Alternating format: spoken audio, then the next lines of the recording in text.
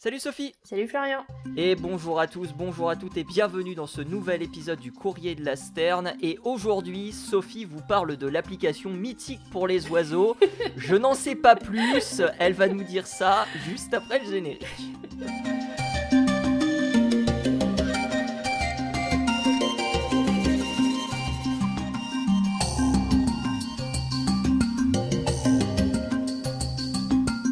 Comment ça va Sophie? Bah écoute, ça va, mais avec une intro pareille, j'imagine que ça va être... Je sais pas, tu t'attends à quoi exactement? Je ne sais pas du tout à quoi m'attendre honnêtement.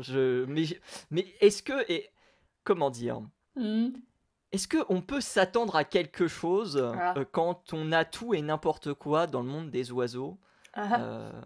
Moi, je m'attends à ce que des scientifiques aient inventé une application pour que des poulets se retrouvent ensemble. Enfin, c'est ce genre de choses, quoi. Oui. Pas tout. En fait, je suis sûre que ça m'étonnerait même pas. Mais je crois que ça a été inventé en plus. Je crois qu'il y a une histoire comme ça. Ah ouais? Si je dis pas de bêtises, ouais.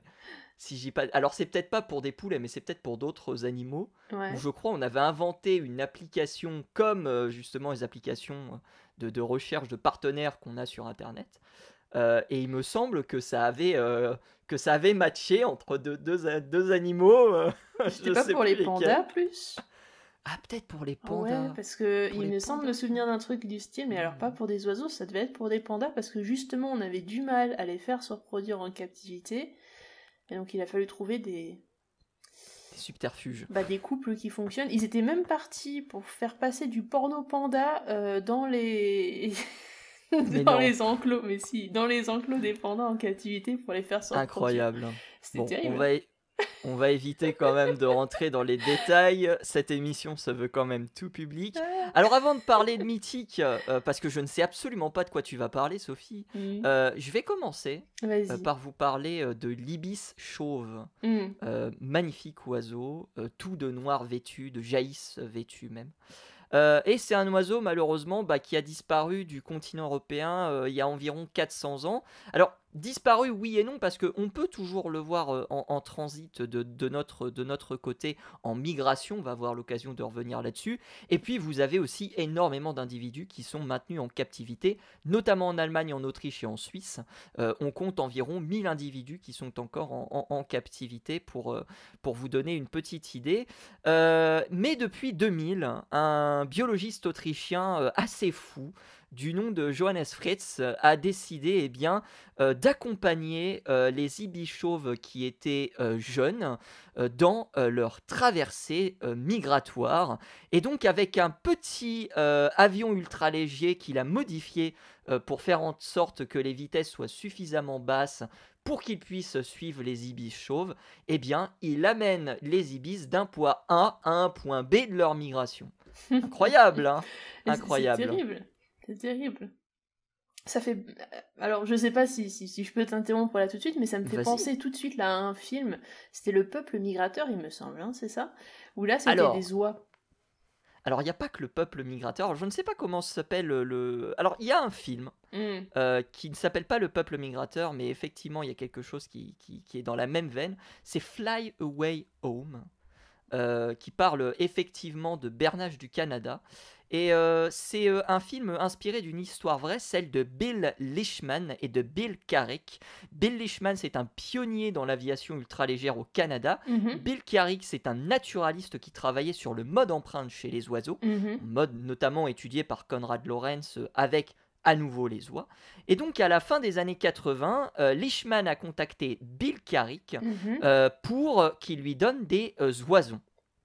Pourquoi ? Parce que la volonté de Carrick était de voler avec des oiseaux et plus précisément par la suite de leur faire apprendre à migrer tout seul, juste dirigé justement par un petit avion. Donc, ce projet a eu un petit peu de mal à démarrer et en 1993, eh bien, la toute première migration d'oiseaux dirigés par un avion a été réalisée. Pourquoi? Eh bien, tout simplement parce que l'habitat était très fortement perturbé de ces oiseaux et que ces oiseaux n'étaient tout simplement pas capables de retrouver la route migratoire qu'ils avaient l'occasion de prendre habituellement. Donc, en octobre 93, Leishman a décidé donc de décoller de sa ferme de Toronto à bord de cet avion avec 18 oiseaux et au mois d'avril suivant, les oiseaux baguets sont revenus sans l'aide de Leishman à la ferme. Comme point d'arrivée de leur migration. Et ça a inspiré un film qui s'appelle Fly Away Home, qui date de 1996. Et donc ce film, il a inspiré notre cher ami Monsieur Fritz, qui s'est lancé un défi, c'est de faire la même chose avec des ibis chauves à partir de 2000. Alors au départ, on s'est énormément moqué de lui, on s'est dit non mais le mec il est complètement fou, il va jamais y arriver. Et en 2004, 3 ans après quelques ratés, eh bien, il a conduit la première volée de l'Autriche vers l'Italie avec quelques ibis qui étaient avec lui. Et au cours de la période, donc jusqu'à 2024, ce sont pas moins de 275 ibis qui ont été amenés sur leur route migratoire. D'accord. Mais il y a encore plus intéressant, Sophie, parce que comme tu le sais sans doute mieux que moi, les routes migratoires changent. Et comme ce sont des individus qui sont très jeunes, eh bien, ils sont beaucoup plus sensibles au changement de ces routes migratoires.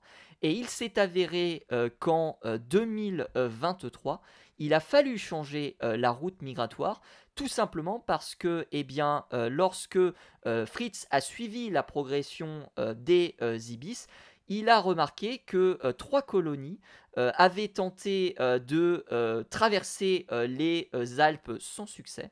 Donc du coup, ils ont récupéré les individus et ensuite ils les ont gardés de leur côté en captivité pour éviter justement qu'il y ait des pertes. Et il y a des individus, cette fois-ci sauvages, puisqu'il y a une transmission par la suite des routes migratoires, qui s'étaient arrêtés donc sur un endroit où ils avaient l'habitude d'hiverner, ou en tout cas de faire une halte migratoire. Et il s'avère que cet endroit avait été recouvert de neige et gelé. Et donc les animaux ne pouvaient tout simplement pas se nourrir. Ah mince. Et donc du coup il a fallu à nouveau changer tout ça. Et cette route migratoire donc a été changée en 2023 et cette route migratoire a été également changée en 2024, l'objectif étant d'atteindre l'Espagne qui est en gros une aire d'hivernage pour ces oiseaux.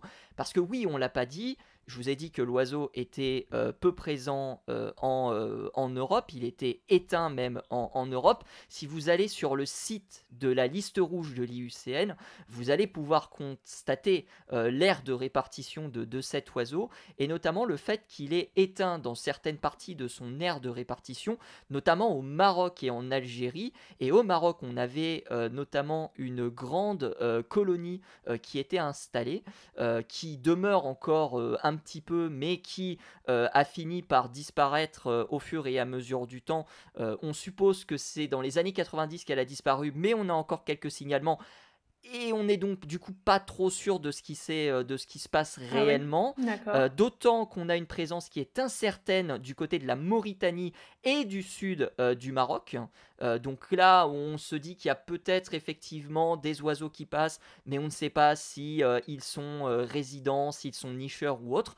Et de l'autre côté de l'Afrique, complètement de l'autre côté, vous allez au Yémen, en Arabie Saoudite, et vous allez également en Irak jusqu'en Cisjordanie. Là, vous allez retrouver effectivement une aire de répartition qui scie davantage à l'oiseau, avec un oiseau qui a néanmoins disparu dans la partie nord de son aire de répartition, et une présence qui est un petit peu à se tester dans la corne de l'Afrique. On ne sait pas spécialement trop si cet oiseau est présent, mais en tout cas, on a possiblement une présence en Éthiopie et dans une toute petite partie de la Somalie. Et donc, pour rejoindre cette aire de répartition, leur aire d'hivernage, qui est donc en Espagne, eh bien, les oiseaux qui partent d'Autriche doivent traverser les Alpes ou faire un long détour, et c'est justement une des routes qui a été privilégiée lors de l'année 2023 et lors de l'année 2024. Ils sont effectivement passés par l'Italie pour rejoindre justement l'Espagne et plus précisément le sud de l'Espagne pour un itinéraire donc d'environ 2800 km, et cette année l'itinéraire prévu est de 2200 km, donc ce sera un itinéraire un petit peu plus rapide pour les oiseaux, pour un total de vol d'environ 18 à 20 jours selon le site où le projet eh bien, est noté, puisqu'il y a un site, c'est le Waldrapp Team qui s'occupe donc de ce projet.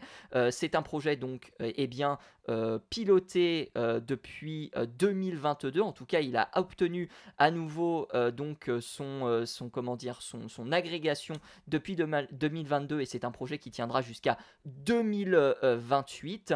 Et en plus de Johannes Fritz, eh bien, il y a deux autres personnes, deux jeunes femmes qui s'occupent de ce projet. Et aujourd'hui, Fritz s'occupe surtout de la sécurité, d'encadrer justement eh bien, les migrations, et aussi les femmes qui sont engagées dans ce projet. Voilà pour l'incroyable aventure de Monsieur Fritz, qui, avec son équipe, va guider cette année eh bien, 38 oiseaux. Donc 38 oiseaux qui partent début octobre et qui arriveront aux alentours de mi-octobre, troisième semaine d'octobre, voire fin octobre aussi. Les conditions sont compliquées. Eh ben, incroyable, c'est un sacré périple quand même, hein, quand on y pense. C'est un sacré périple, et ça met en évidence quelque chose, c'est que, eh ben, et tu vas pouvoir le confirmer Sophie, c'est que ces oiseaux ont besoin absolument d'avoir le contact avec d'autres individus de leurs espèces pour pouvoir mener à bien leur migration. Effectivement, tout n'est pas forcément basé sur l'instinct, il y a besoin d'un apprentissage, et cet apprentissage se fait grâce aux adultes qui sont présents et qui peuvent aider les jeunes à apprendre les routes migratoires, qui vont varier effectivement, comme tu l'as dit, en fonction des conditions climatiques, en fonction de ce qui va se passer autour. On l'a vu, ça varie aussi en fonction des conflits que les humains peuvent avoir autour. Absolument. Voilà, donc toutes les conditions, tout l'environnement va faire varier ces routes migratoires, mais mine de rien, il va falloir que le jeune oiseau apprenne avec le groupe par où passer. Du moins on suppose, hein, pour l'instant, que c'est comme ça. Il y a évidemment une part d'instinct, mais tout n'est pas instinctif. Effectivement. Et puis, comme tu le précisais, il y a énormément de dangers qui s'imposent sur les routes. Il y a parfois des retours sur les routes migratoires, ce qu'on appelle des rétromigrations. Grosso modo, l'oiseau va revenir en arrière si il sent effectivement qu'il y a un danger. Alors, ça peut être un danger temporaire, comme par exemple une tempête. Ça peut être un danger permanent, comme par exemple un passage d'éolienne ou ce genre de choses-là. Donc, il va y avoir aussi cette notion de retour en arrière. Et tout ça va consommer de l'énergie, parce que ces oiseaux ont besoin effectivement d'emmagasiner de l'énergie pour réaliser leur migration, mais au fur et à mesure de la migration, cette énergie va être perdue, et il faut évidemment la regagner quelque part, d'où les haltes migratoires. Et si, comme dans l'exemple que j'ai cité, vous n'avez pas de nourriture aux haltes migratoires, ça peut s'avérer très très compliqué. Donc voilà, la migration, c'est quelque chose de beaucoup plus complexe que juste des individus, des oiseaux ou d'autres animaux d'ailleurs, qui se déplacent du nord au sud ou du sud au nord en fonction de la période de la saison. Et oui, ils vont pas juste prendre un billet d'avion et puis prendre l'avion et puis basta. Je pense que certains s'en contenteraient largement, honnêtement, du billet d'avion. Certainement. Certains qui se contentent du bateau quand même. Hein. C'est vrai qu'il y en a qui se posent des fois sur les bateaux pour se reposer quand ils ne trouvent pas de terre à proximité. C'est arrivé. Absolument. On a beaucoup de marins qui racontent ce genre d'expérience où ils ont vu un oiseau complètement crevé atterrir finalement sur leur bateau. À ce stade-là, l'oiseau, de toute façon, il en a plus rien à faire qu'il y ait des humains à côté. De toute façon, il se pose. Et puis c'est tout. Et souvent, les marins sont assez étonnés de les voir. Et bon, l'oiseau, il repart une fois qu'il va un peu mieux. Et puis voilà, mais c'est marrant Enfin, c'est marrant. C'est intéressant d'avoir cette expérience, de se rendre compte que, oui, ces animaux ont besoin de se poser de temps en temps. Et sur la route migratoire particulièrement. Alors je profite pour terminer cette petite intervention de vous dire que on vous fournira bien sûr le site du projet dans la description. Si jamais vous habitez en Suisse, parce que j'ai déjà eu ce cas, quelqu'un m'a contacté sur Discord en me demandant quelle espèce d'oiseau c'était et il s'est avéré que c'était un ibis chauve. Si jamais vous avez la possibilité bien, de tomber nez à nez avec ces oiseaux, ils ont tous et toutes une bague qui leur permet justement d'être identifiés. Il suffit de vous rendre sur le site, de rentrer justement les données de votre observation, c'est-à-dire la date de votre observation, l'heure de votre observation et évidemment le lieu de votre observation avec le numéro de la bague correspondant à l'individu en question. Et tout ça permet justement de suivre de manière réelle le trajet des oiseaux. J'en parle parce qu'en France, ça ne se voit pas forcément. On a très très peu de trajets d'ibis chauves, bien qu'on ait de temps en temps quelques passages du côté notamment de Rhône-Alpes et puis bien évidemment les Alpes, puisque j'en ai parlé, et ça descend parfois jusqu'à la Méditerranée, peut-être un peu le Var et les Alpes-Maritimes. Mais si vous êtes en Suisse et que vous nous écoutez et que vous tombez face à cet oiseau qui est assez facile à identifier, vous avez le site qu'on vous fournira dans la description pour aider la recherche, parce que c'est aussi comme ça qu'on aide la recherche, c'est aussi des découvertes fortuites. Exactement.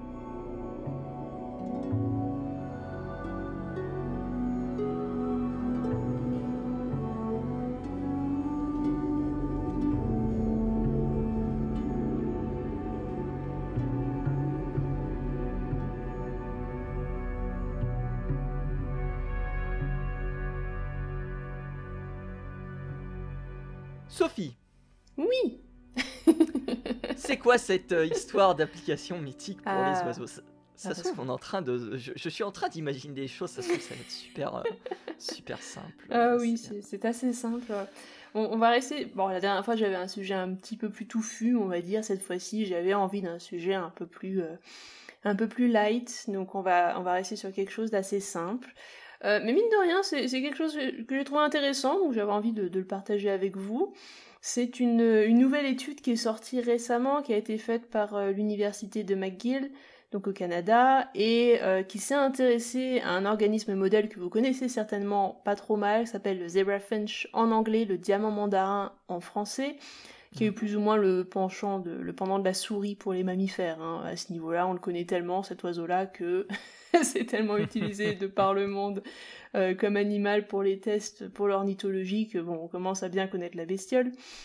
Et on a étudié notamment les chants du diamant mandarin. On a étudié plein de choses sur le chant du diamant mandarin. On a étudié comment est-ce qu'il apprend le chant. On a même trouvé un moment qu'il y avait des dialectes chez les diamants mandarins aussi. C'est-à-dire qu'ils ont des accents, en quelque sorte, comme vous et moi. Si on parle une langue différente, il va y avoir un accent. Chose que vous pouvez retrouver dans la nature avec d'autres oiseaux. Hein. Le troglodyte mignon, par exemple, qui est très connu en France, possède aussi ce genre de dialecte. Les étourneaux aussi en possèdent. Exactement. Et donc, il y a eu une dernière étude là, qui est sortie très récemment, donc en août 2024, qui nous parle cette fois-ci du chant, mais sous un angle un petit peu différent. Alors, qu'est-ce qui s'est passé? Alors, ils ont pris des femelles donc de diamant mandarin, qui n'avaient pas encore été mises avec un mâle ou quoi, donc qui n'avaient pas encore décidé de jeter leur dévolu sur un partenaire particulièrement. Et ils les ont mises alors au choix, soit dans une cage avec un mâle, soit dans une cage avec une autre femelle, mais elles pouvaient entendre dans ces cas-là des mâles, mais sans pour autant les voir. Alors vous allez me dire où est-ce que ça conduit tout ça? En fait c'est très simple. Une fois que ces femelles sont restées pendant un certain temps donc avec les mâles ou alors avec les autres femelles en entendant les mâles, ils les ont récupérées et cette fois-ci ils leur ont proposé une sorte de petit jeu. C'est-à-dire que dans leur nouvel enclos, elles avaient des petites tirettes sur lesquelles elles pouvaient tirer. Et en tirant sur la tirette en question, il y avait un son qui était produit qui en l'occurrence était un enregistrement d'un chant de diamant mandarin. Alors soit pour les femelles qui avaient été mises avec un mâle, soit le chant du mâle avec qui elles avaient été mises ensemble dans le même enclos précédemment, ou alors d'autres mâles qu'elles ne connaissaient pas spécialement. Et pour les femelles qui, elles, avaient été mises en couple avec une autre femelle, ils avaient aussi mis des chants de mâles. Alors, il y avait notamment un des mâles qu'elles avaient pu entendre lorsqu'elles étaient avec cette femelle, mais sans le voir, hein, on précise bien, et puis d'autres mâles, tout à fait au hasard, comme ça. Et donc elles avaient le choix de tirer pour avoir soit le son du mâle qu'elles connaissaient pour celles qui avaient été mises avec un mâle, soit d'autres mâles qu'elles ne connaissaient pas spécialement, en sachant évidemment, comme on l'a dit précédemment, que tous les chants de diamant mandarin, même s'ils semblent très très très très proches pour nous à l'oreille, ce ne sont pas les mêmes. Tous les oiseaux ont des petites variations dans leur chant, hein, évidemment. Ça peut être trouvé d'ailleurs par l'intelligence artificielle. Il y a eu des tests qui ont été faits sur ce sujet il y a déjà quelques années, qui ont trouvé des changements dans les chants de ces jeunes diamants mandarins. Les mâles ne chantent pas tous de la même manière, donc les femelles sont capables de différencier les chants des mâles, et de savoir donc qui a chanté. Et alors, dans les conclusions de l'étude, ils se sont rendus compte, enfin dans les résultats de l'étude plutôt, avant de venir aux conclusions, ce serait mieux. Donc dans les résultats de l'étude, ils se sont rendus compte que les femelles qui avaient été mises en couple avec un mâle bien spécifique avaient plus tendance à aller rechercher le chant de ce mâle-là, plutôt que le chant d'autres mâles qu'elles ne connaissaient pas, et donc à tirer plus particulièrement sur la tirette qui reproduisait le chant du mâle en question. Alors que les femelles qui, elles, avaient été mises dans la même cage qu'une autre femelle, et qui avaient entendu un mâle régulièrement, mais qui ne l'avaient jamais vu, elles, par contre, elles n'avaient pas de préférence spécifique pour ce mâle-là. Elles s'en fichaient un petit peu. Et donc c'est assez intéressant parce que, en fait, les auteurs donc concluent sur les préférences, évidemment, des diamants mandarins en fonction de leur environnement, ce qui est assez logique. Et pour les diamants mandarins, ils se disent qu'effectivement, il y a non seulement la composante du chant qui va être importante pour que la femelle finalement reconnaisse l'individu, mais il y a aussi le fait de passer du temps avec l'individu en question qui fait que voilà, ils vont être plus tentés de retrouver le chant de cet individu en particulier, parce que peut-être qu'il y a une connexion qui s'est développée entre les deux, parce qu'ils étaient proches, et que le chant, visiblement, c'est pas la seule chose qui est importante pour ces oiseaux-là, pour arriver à établir une connexion. Donc on a tendance à penser que le chant, c'est un peu comme pour nous, quand on discute avec quelqu'un au téléphone, mettons qu'ils se voient pas et qu'ils s'envoient le chant d'assez loin, en fait non, pas du tout. C'est-à-dire qu'ils ont pas... Il n'y a pas la même connexion quand ils sont loin que finalement quand ils sont face à face, quand ils sont proches et quand ils peuvent aussi communiquer par le langage corporel, par exemple. Donc il y a vraiment une dimension qui leur manque pour arriver à préférer cet individu dans ce cas-là. Alors je ne sais pas si dans l'étude ça a été fait, visiblement ça n'a pas l'air d'être le cas, sinon tu en aurais parlé, mais est-ce qu'ils n'ont pas fait l'expérience où on a justement le chant et une photo de l'oiseau ou l'oiseau qui est présent de l'autre côté, parce que tu parles justement de tisser des liens sociaux, mais est-ce que c'est pas juste le fait de voir l'individu, est-ce que ça aurait permis justement de comment dire, d'écarter l'hypothèse du c'est juste le fait de voir l'individu et comment dire et pas uniquement le fait de tisser des liens avec lui. C'est une bonne question en fait. Et ils ont pas cherché cette partie-là, cette hypothèse-là. Peut-être que dans une prochaine fois, hein, je sais pas. Mais ils ont pas testé ce cas-là. Mais oui, c'est intéressant aussi. Mais je l'ai dit, finalement, là on leur a pas demandé non plus d'avoir un lien spécifique avec cet individu-là. On les a juste mis ensemble en fait, et puis on a vu ce qui se passait. Et en règle générale, rien que le fait de les mettre ensemble, pas spécialement de les faire se reproduire ou quoi que ce soit, juste les mettre ensemble, ça suffit à faire tisser des liens plus importants que juste écouter un individu qui était un peu plus loin. Et ça c'est super intéressant parce que ça montre non seulement qu'il y a le chant qui évolue au fur et à mesure du temps. Nous on l'avait couvert avec Victor, notamment sur le bruant à gorge blanche qui avait deux chants entre guillemets, et la femelle commençait à préférer le chant qui était plus novateur par rapport à l'ancien, mais il y a aussi visiblement le fait de passer aussi quelque temps avec l'individu. Ça remet en cause pas mal de choses, notamment chez certaines espèces. comme par exemple l'accenteur mouchet, où l'acte de reproduction est très rapide et on pourrait se dire peut-être un peu barbare, étant donné que les accenteurs mouchets se sautent dessus les uns sur les autres.